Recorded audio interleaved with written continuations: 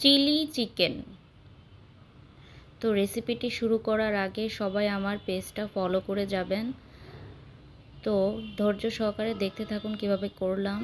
তো এখানে আমি কিছুটা চিকেন নিয়েছি, ভালো করে ক্লিন করে আমি এতে আদা, রসুন আর জিরা বাটা মিক্সড করে নিলাম। তো পরিমাণ মতো দেওয়ার পর দিয়ে দিলাম হলুদ আধা চামচ, মরিচের গুঁড়া 2 চামচ, লবণ স্বাদ মতো, ধনিয়া গুঁড়া 2 চামচ। তারপর দিয়ে দিলাম কাঁচা পেঁয়াজ, দিয়ে দিলাম সয়া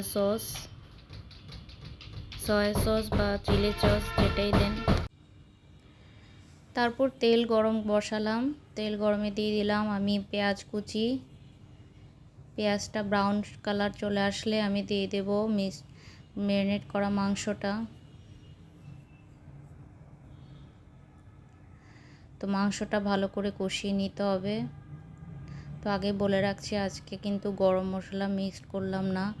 আমি কিন্তু চিলি চিকেনে কিন্তু গরম মশলা দিবই না। তো আমি দিয়ে দিলাম ক্যাপসিকাম, দিয়ে দিলাম কাঁচামরিচ কুচি। তো চিলি চিকেনে কিন্তু কাঁচামরিচ কুচি অনেক লাগে। তো আপনারা ক্যাপসিকাম বিভিন্ন ধরনের ইউজ করতে পারেন। তো দিয়ে দিলাম সস।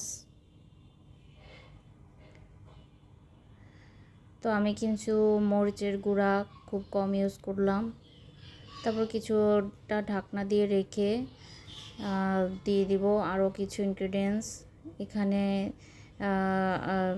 ভালো করে কষে আসলে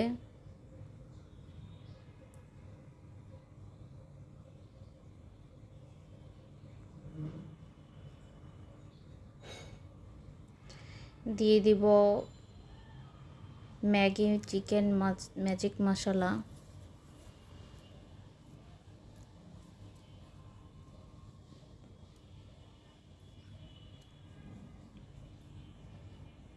তো আমার বাসায় আজকে যা যা উপকরণ ছিল তাই দিয়েই ঝটপট বানিয়ে নিলাম, কারণ আমার মেয়ে আজ খুব খেতে ইচ্ছে চাইছিল, তো তাই বানালাম।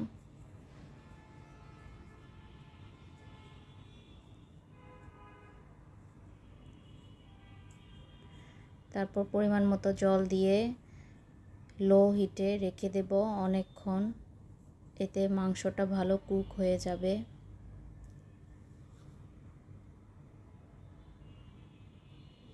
এর মধ্যে আমি রুটির জন্য জল বসিয়ে দিলাম। আর এই চিলি চিকেনের সাথে রুটি দিয়ে খেতে কিন্তু খুব ভালো লাগে, চাইলে নান দিয়েও খেতে পারেন। তো আমি বাসায় আজকে রাতে রুটি খেলাম।